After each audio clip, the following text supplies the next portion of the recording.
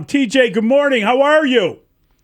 Good morning. I'm good, man. How you guys doing? Doing well. Oh, man, I got to tell you, I think everybody in town has the same feeling, which was sort of one of tension and horror for 3 quarters up to the fourth quarter, and then just this incredible euphoria watching the way the game ended and the way the overtime went. And obviously, you made a huge play that we just played on Malik Willis. Help us out here. Were you surprised at all when the option of not taking the ball was presented in overtime, and it was like, no, let them have the ball first, and we will take it second. They deferred. Did that surprise you? Was that the plan all along? Any reaction on your part? I mean, at that point in the game, I feel like I was so amped up, I didn't really even pay attention to the coin toss. I was kind of just ready to go. I don't know if we had like any plan for it. Like I said, I don't know if anyone was planning for it to go to overtime, but it was, it was the right call. It ended up working out, so we're gonna go with it. TJ, I thought it was cool. You heard Tom Brady say, "Not on my watch, bro," and that was a big play, no doubt about it. But I think maybe an even bigger one came in the fourth quarter, and it was third down. Packers are at the 12-yard line, and It's 13-3. It's 13-6, and if they score a touchdown, we're not having the same kind of conversation today. You make a stop on Jaden Reed that I think was the biggest play defensively of the game, perhaps. What do you remember about that stop and how big it was? Yeah, they were doing a ton, kind of all game, just trying to get on the perimeter. And I thought on that play, Nashawn Wright, our corner, was out there, and he set the edge. And then you had our nickel, I think it was Nick McCloud at that time, so I think CD went down. Yep. But they kind of just set the edge and made it tough for him to get around. And then I remember KB just flying to the ball, and then I think all of us just running and kind of just saw him moving there at the end, and I was able to get him out of bounds. But I kind of felt like that's how it was most of the game, right? I feel like, they moved the ball on us a little bit, but we held them to field goals, and that was a huge point of emphasis for us going into the week, because it's a really good offense, but we knew that we had to bow up kind of in the red zone and win some of those situational, battles. And I thought for the most part we did a good job with that. So I guess when we sit here and look at it, that your hit on Willis was huge in overtime, but then they had the aborted snap. They get to a fourth down, and I'm just being honest about it. Their backup quarterback couldn't get the snap from their backup center. It was just so weird that the Packers were so banged up coming into the game. In the game, Josh Jacobs playing through a knee injury, didn't practice all week. He fumbles. There were just so many moments where you wondered, why weren't you guys dominating more? Why did that? And the trick play down by the goal line, it was insanity. You were running the ball so well. I don't know if that took some wind out of the sails, but you only had 3 offensive possessions in the first half of the game.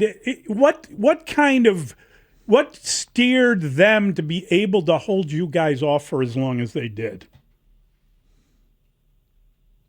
I feel like defensively, we couldn't really get off the field. And so I think, not getting our offense those as many possessions as we could, I felt like, sometimes you need that to get into a rhythm, but it's a really good team, man. That's a good football team, and just thought we battled all night. And obviously, there's things, I can only speak defensively that I want to clean up, and look forward to doing that. It's way easier to do that after a win. But I think again, it's a really good football team, and it's kind of just the way the game was going. That's just kind of how it was, and I just know that belief, that no matter what the scoreboard was saying, I think, that belief was something that was always there with us, and I think that was something that came through at the end there. So, TJ, you understand from growing up around here what a Bears victory like that can mean to the entire city in terms of enthusiasm. It's very unifying and all of those things. And people go to social media and they're posting their reactions and their videos. Just curious, take us into your world, into the locker room. What will you remember most about the way you celebrated this victory?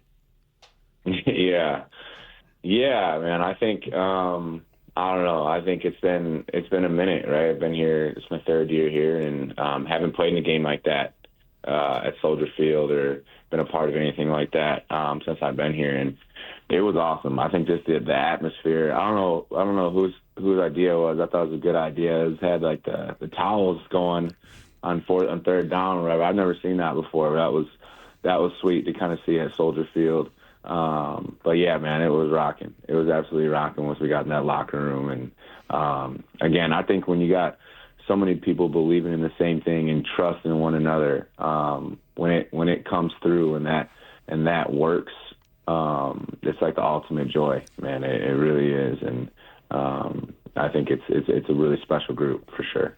This segment with TJ Edwards is sponsored by Great Clips. It's gonna be great.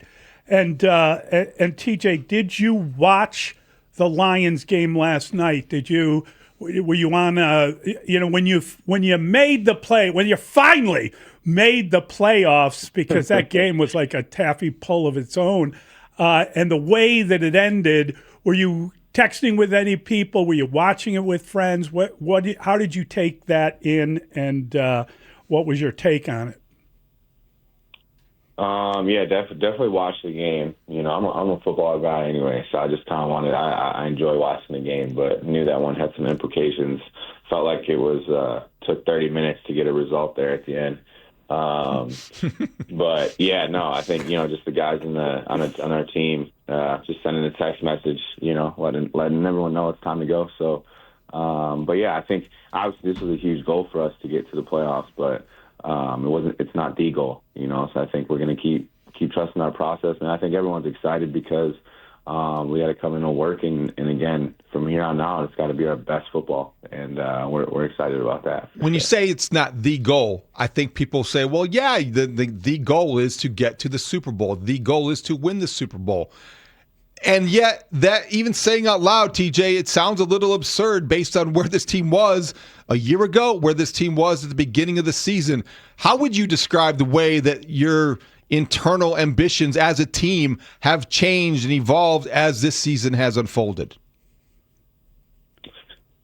Yeah, honestly, I feel like it's been something that's building, really since OTAs and Ben got in here. And I think you can kind of see that forming through training camp and, early on in the season. And I don't know. I think for us, really, our goal is to just play our best football and then let the chips fall where they may. I think, we've been working hard at this thing for, it feels like a while now. And you can, again, I kind of just want to reiterate it. I think when there's like a belief in one another and there's a belief that someone's going to make a play to, go down there and either win the game or get the game back where it needs to be. And I think when everyone's on the same page, believing in something, man, it's hard to stop. You can kind of just feel that kind of brewing, kind of middle of the season. And, now we're here where, guys understand that this is the time where we got to show up, man. And, showed up in a big way the other night for sure. I'm curious, TJ, who had the final word before you guys came on the field? What was said to you that led to the insanity that you opened the game with? It was, I gotta tell you, like DeMarcus Jackson on the opening kickoff, he dove on top of the pie. I thought he was trying to rip someone's head off. It was like, what technique is the body surf? You guys were shot out of a cannon. What set you off? It was unbelievable. Yeah, I think we were hyped up. Obviously, we were ready to get out there, and that was a good rule for me to remember too, man. Because when I saw him do it, I was jumping up and down, like excited. That felt like we were just going crazy, and that's how you definitely want to start the game. And then I didn't know the flag was on him, but. Yeah, man, I think everyone just wanted to be a part of it early on, man. Just someone to set this thing off. But yeah, I didn't see it till Did anybody look at say the anything? scoreboard. Was there any kind of rally? I mean, what was it was it the crowd's reaction? I mean, I'm just curious. There was also, I think Austin Booker got a penalty, right? A personal foul right away. It was like you guys were in a different frame of mind than I've ever seen. Yeah, man. I mean, again, you could feel what this game was going to be just driving over from the hotel. You could see it kind of brewing, man. And I think by the time you're sitting around waiting all day, like you're ready at about noon to go play, but you got 7 more hours after that just waiting. So, something like that was bound to happen for sure. Got the sense that after Jade Walker made the play on 4th and 4, the 6-yard touchdown, that nobody will forget, that there was a sense outside of maybe the locker room, oh my gosh, this guy's an undrafted free agent. Look at him making a big play in a huge moment. And yet it sounded post-game and the way Caleb described him, this is a guy you're probably familiar with from running a scout team, my sense is all season long. What's your level of surprise? Because he seems like one of those guys that people internally have a bigger appreciation for than maybe people outside the building. Yeah, I mean, again, I think you remember kind of what he was doing in training camp, right? And he was just making plays, felt like every game. I know he was a problem to deal with in practice, still a problem to deal with in practice. But again, man, it's that belief, right? It's that belief that, he had some guys down, that him and even Maurice Alexander, I felt like, he has been absolutely he's been a problem for us on scout team, throughout the year. So it was, I was excited that they got opportunities, man. And to see Jade step up like that, I don't think it was unexpected. I think you're just so happy for him, when something like that happens. And what a ball too from Caleb, man. Yeah. It was a sweet play for sure. TJ, you grew up here, and you know what the Bears-Packers rivalry means to people. I'm just wondering, did you grow up with great disdain for the Packers? Did you enjoy hearing some of your teammates express that? Did you enjoy seeing DJ Moore wearing a cheese grater on his head when he accepted his game ball? What was it like for a guy like you that knows what this means? Yeah, I've sat through a lot of these games before, man, and I think there's obviously like a respect for one another, but there's such a want to win, and that's what makes it really cool. I think it's one of those where you win in that type of fashion against Green Bay, man. It's something that you'll remember, for us, remember that forever. Just because of what the rivalry is and what it's been, so that was really cool, man. I know my parents are really excited about it, and just you go through all those memories and stuff like that. But kind of that one I feel like sits longer than a day, right? Maybe give that one 2 days and now we can let it go, but 48-hour rule for that one, and now we're on to San Fran. People understand that. DJ Moore, the hero with the 46-yard touchdown, the walk-off, if you will, he was playing hurt, and he was playing hurt because he took a shot from Keshawn Nixon that appeared to the naked eye as a dirty hit and a dirty play. I don't know if it was just a collision that he did, but it looked intentional. Did that resonate on the sidelines? What was the feeling from fellow teammates of DJ Moore? What happened with the Nixon hit? I can only speak to myself. I'm not going to lie to you. Sitting down there, I feel like every time we got to the bench, we were looking at the pictures to try to see what was going on so we can get some stops. So I didn't even see that happen until after the game. So yeah, that was kind of my vantage point. I just saw DJ catch a bomb at the end of the game, and us stormed the field. So I didn't even know he was really kind of banged up like that. But late in the year, man, I think everyone's got a little something. But he's definitely not a guy who's gonna quit, or he's gonna look for a reason to take a couple plays off, man. That's not him. So one of our leaders, and he showed up in a big way for sure. How do you get an onside kick? I mean, I just don't know how that happened. Everything that happened, you could kind of pick it apart, but the onside kick portion of the program, that's such a difficult thing to have happen. Romeo Doubs is obviously on the hands team, and yet, however way that ball bounced, what was it like to watch the onside kick work? Yeah, no, I mean, again, like there was just something about it where we knew that somehow we were going to find a way to get that ball. I think it all starts with Cairo. I mean, it's I thought, just watching it, man, it was a perfect kick. One of those where it's just going to kind of bounce at the last second.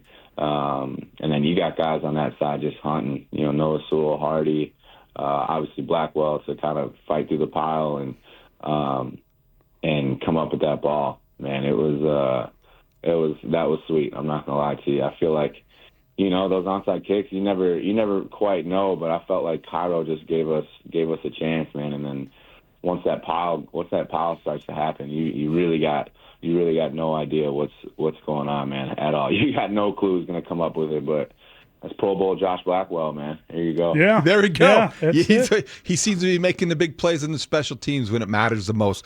TJ, thanks for your time. Have a Merry Christmas and really enjoy this victory for another 24 hours. Appreciate you guys, man. Yeah, Merry Christmas to you guys.